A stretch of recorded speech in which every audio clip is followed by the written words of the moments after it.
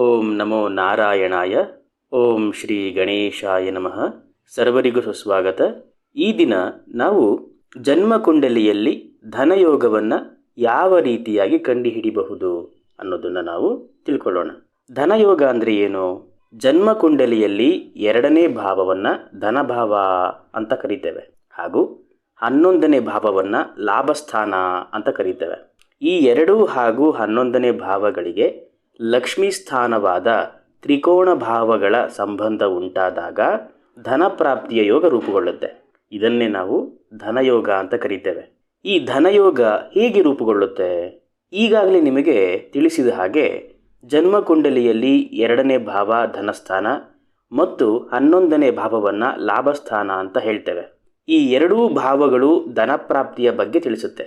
ಜನ್ಮಕುಂಡಲಿಯಲ್ಲಿ 1ನೇ ಭಾವ, 5ನೇ ಭಾವ ಹಾಗೂ 9ನೇ ಭಾವಗಳನ್ನು ತ್ರಿಕೋಣ ಸ್ಥಾನ ಅಂತ ಕರೆಯಲಾಗುತ್ತೆ. ಈ ತ್ರಿಕೋಣ ಸ್ಥಾನವನ್ನು ಲಕ್ಷ್ಮೀ ಸ್ಥಾನ ಅಂತ ಕೂಡ ಕರೆಯಲಾಗುತ್ತೆ. ಆದ ಕಾರಣ ಧನಸ್ಥಾನವಾದ 2ನೇ ಭಾವ, ಲಾಭಸ್ಥಾನವಾದ 11ನೇ ಭಾವ, ಈ ಸ್ಥಾನಗಳಿಗೆ ಲಕ್ಷ್ಮೀ ಸ್ಥಾನದ ಸಂಬಂಧ ಏರ್ಪಟ್ಟರೆ ಆ ಜಾತಕನಿಗೆ ಧನಪ್ರಾಪ್ತಿಯ ಯೋಗ ಅಂದರೆ ಒಳ್ಳೆಯ ಧನಯೋಗ ರೂಪುಗೊಳ್ಳುತ್ತೆ. ಈ ಧನ ಹಾಗೂ ಲಾಭ ಭಾವಗಳ ಜೊತೆಗೆ ಈ 1, 5, 9ನೇ ಭಾವಗಳ ಸಂಯೋಗ ಮುಖ್ಯವಾಗಿ 3 ಪ್ರಕಾರವಾಗಿ ರೂಪುಗೊಳ್ಳುತ್ತೆ. ಅದು ಯಾವ ರೀತಿ ಅಂದರೆ 2ನೇ ಭಾವದ ಜೊತೆಗೆ 1ನೇ ಭಾವ, 2ನೇ ಭಾವದ ಜೊತೆಗೆ 5ನೇ ಭಾವ, 2ನೇ ಭಾವದ ಜೊತೆಗೆ 9ನೇ ಭಾವ, ಅಥವಾ 11ನೇ ಭಾವದ ಜೊತೆಗೆ 1ನೇ ಭಾವ, 11ನೇ ಭಾವದ ಜೊತೆಗೆ 5ನೇ ಭಾವ, ಅಥವಾ 11ನೇ ಭಾವದ ಜೊತೆಗೆ 9ನೇ ಭಾವ. ಈ 1ನೇ ಭಾವ, 5ನೇ ಭಾವ, 9ನೇ ಭಾವ ಅನ್ನೋದು ತ್ರಿಕೋಣ ಸ್ಥಾನಗಳು, ಅಂದರೆ ಲಕ್ಷ್ಮೀ ಸ್ಥಾನ. ಈ ಲಕ್ಷ್ಮೀ ಸ್ಥಾನದಲ್ಲಿ ಯಾವುದಾದ್ರೂ ಒಂದು ಭಾವ ಈ 2ನೇ ಮನೆ ಜೊತೆಗೋ ಅಥವಾ 11ನೇ ಭಾವದ ಜೊತೆಗೋ ಇದ್ದಾಗ ಧನಯೋಗ ಅನ್ನೋದು ರೂಪುಗೊಳ್ಳುತ್ತೆ. ಕೊನೆಯದಾಗಿ 2ನೇ ಭಾವ ಹಾಗೂ 11ನೇ ಭಾವಗಳ ಸಂಬಂಧ ಏರ್ಪಟ್ಟರೂ ಸಹ ಅದು ಉತ್ತಮ ಧನಯೋಗವಾಗುತ್ತೆ. ಆದರೆ ಆ 2ನೇ ಭಾವ ಮತ್ತು 11ನೇ ಭಾವದ ಸಂಯೋಗ ಕೇಂದ್ರ ಅಥವಾ ತ್ರಿಕೋಣದಲ್ಲಿ ಆಗಬೇಕು. ಈ ಕೇಂದ್ರ ಹಾಗೂ ತ್ರಿಕೋಣ ಅಂದರೆ ಏನು ಅನ್ನೋದನ್ನು ನಾನು ಹಿಂದಿನ ಸಂಚಿಕೆಗಳಲ್ಲಿ ತಿಳಿಸಿಕೊಟ್ಟಿದ್ದೇನೆ. ಆ ಸಂಚಿಕೆಗಳನ್ನು ನೀವು ಒಮ್ಮೆ ನೋಡುವಂಥದ್ದು ಸೂಕ್ತ. ಇಲ್ಲಿ ಸಂಬಂಧ ಅಂತ ಹೇಳ್ತಾ ಇದ್ದೇನೆ. ಈ ತ್ರಿಕೋಣ ಸ್ಥಾನಗಳು ಹಾಗೂ 2 ಹಾಗೂ 11ನೇ ಭಾವದ ಸಂಬಂಧಗಳು ಯಾವ ರೀತಿ ಇರಬೇಕು ಅಂದರೆ, ಅದು ಭಾವಗಳಲ್ಲಿ ಅಥವಾ 2 ಭಾವಗಳ ನಡುವೆ ಸಂಬಂಧ ಏರ್ಪಡುವಂಥದ್ದು. ಉದಾಹರಣೆಗೆ ಈಗ ನಾವು ಒಂದು ಜನ್ಮಕುಂಡಲಿಯನ್ನು ತೆಗೆದುಕೊಳ್ಳೋಣ. ಇದು ನೀವು ನೋಡ್ತಾ ಇರುವಂಥದ್ದು ಮೀನ ಲಗ್ನ ಕುಂಡಲಿ.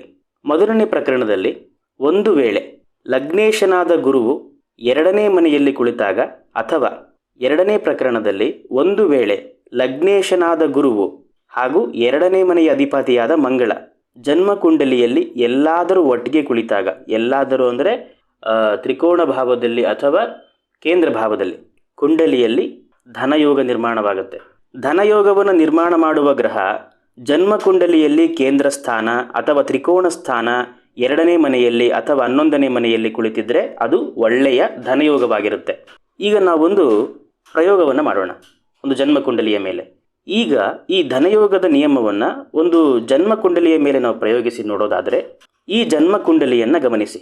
ಧನಸ್ಥಾನವಾದ 2ನೇ ಮನೆಯ ಅಂದರೆ ಮೇಷದ ಅಧಿಪತಿಯಾದ ಮಂಗಳ ಜನ್ಮಕುಂಡಲಿಯ ಲಕ್ಷ್ಮೀ ಸ್ಥಾನವಾದ 9ನೇ ಮನೆಯಲ್ಲಿ ಕುಳಿತಿದ್ದಾನೆ. ಅದೂ ಸಹ ಅಲ್ಲದೆ ಧನಭಾವವಾದ 2ನೇ ಮನೆಯ ಅಂದರೆ ಮೇಷರಾಶಿಯ ಅಧಿಪತಿಯಾದ ಮಂಗಳ ಗ್ರಹ ಲಕ್ಷ್ಮೀ ಸ್ಥಾನವಾದ 5ನೇ ಮನೆಯ ಅಂದರೆ ಕಟಕ ರಾಶಿಯ ಅಧಿಪತಿಯಾದ ಚಂದ್ರನ ಜೊತೆಯಲ್ಲಿ ಅದೇ ಲಕ್ಷ್ಮೀ ಸ್ಥಾನದಲ್ಲಿಯೇ ಕುಳಿತಿರೋದ್ರಿಂದ ಈ ಜಾತಕನಿಗೆ ಒಳ್ಳೆಯ ಧನಯೋಗ ರೂಪುಗೊಳ್ಳುತ್ತೆ. ಈಗ ಲಾಭಸ್ಥಾನವಾದ 11ನೇ ಭಾವದ ಬಗ್ಗೆ ನಾವು ವಿಚಾರ ಮಾಡೋಣ. ಈ ಜನ್ಮಕುಂಡಲಿಯಲ್ಲಿ ಲಾಭಸ್ಥಾನವಾದ 11ನೇ ಮನೆಯ ಅಂದರೆ ಮಕರ ರಾಶಿಯ ಅಧಿಪತಿಯಾದ ಶನಿಗ್ರಹವು ಕೇಂದ್ರ ಸ್ಥಾನವಾದ 7ನೇ ಭಾವದಲ್ಲಿ ತ್ರಿಕೋಣ ಸ್ಥಾನವಾದ 1ನೇ ಭಾವದ ಅಧಿಪತಿಯಾದ ಗುರುವಿನ ಜೊತೆ ಕುಳಿತಿದ್ದಾನೆ.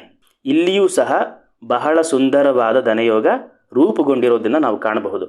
ಯಾವಾಗ ಈ ಧನಯೋಗಕ್ಕೆ ಕಾರಣವಾದ ಗ್ರಹಗಳ ದಶಾಭುಕ್ತಿ ಬರುತ್ತೆಯೋ ಆ ಸಮಯದಲ್ಲಿ ಜಾತಕ ಧನಪ್ರಾಪ್ತಿಯನ್ನು ತಾನು ಗಳಿಸಿಕೊಳ್ತಾನೆ. ನಿಮ್ಮ ಕುಂಡಲಿಯಲ್ಲಿಯೂ ಸಹ ಈ ರೀತಿಯಾದ ಧನಯೋಗ ಇದ್ದರೆ ನಿಮ್ಮ ಅನುಭವವನ್ನು ನಮ್ಮಲ್ಲಿ ಹಂಚಿಕೊಳ್ಳಿ. ಎಲ್ಲರಿಗೂ ಸಹ ಒಳ್ಳೆಯದಾಗಲಿ. ಶ್ರೀಕೃಷ್ಣ ಅರ್ಪಣಮಸ್ತು.